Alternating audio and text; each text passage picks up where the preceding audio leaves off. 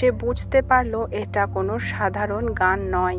সুরটা যখন একেবারে কাছে এলো, অবিনাশ টর্চের আলো ফেলল।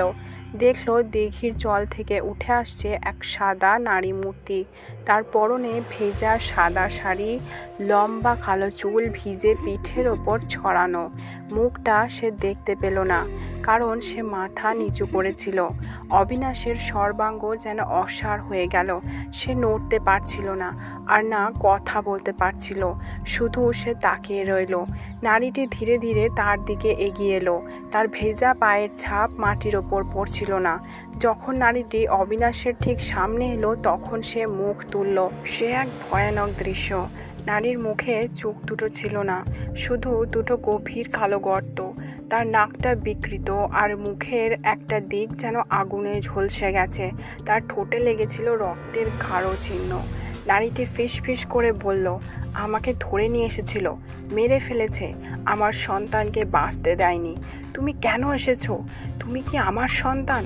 তার কণ্ঠস্বর শুনে অবিনাশের মনে হলো যেন 1000 বছরের পুরনো শীতলতা তার কানে ঢুকছে। নারীটি হাত বাড়ালো অবিনাশের দিকে। তার নখগুলো ছিল বীভৎসভাবে লম্বা এবং ধারালো। অবিনাশ তার জীবনের সব শক্তি এক করে চিৎকার করে উঠল, না! সে লাফ দিয়ে উঠল এবং ছুটতে শুরু করলো। পিছন থেকে সেই পেতনির উচ্চ স্বরে হাসি শোনা গেল, যা ছিল কোনো নারীর হাসির মতো নয়, বরং কোনো হিংস্র পশুর গর্জনের মতো। অবিনাশ গ্রামের দিকে ছুটতে ছুটতে একবারও পিছনে তাকালো না। তার মনে হচ্ছিল তার ঘাড়ের কাছে কোনো শীতল নিঃশ্বাস পড়ছে।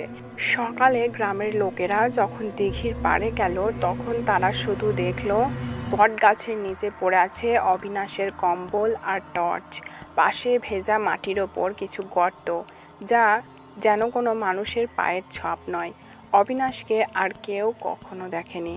লোকমুখে শোনা যায় প্রেতিনী দিঘির সেই অতৃপ্ত আত্মা তার শিকার খুঁজে পেয়েছিল, আর সেই রাত থেকে সেই দিঘির ধারে আর কোনো মানুষ সাহস করে রাতে পা রাখেনি।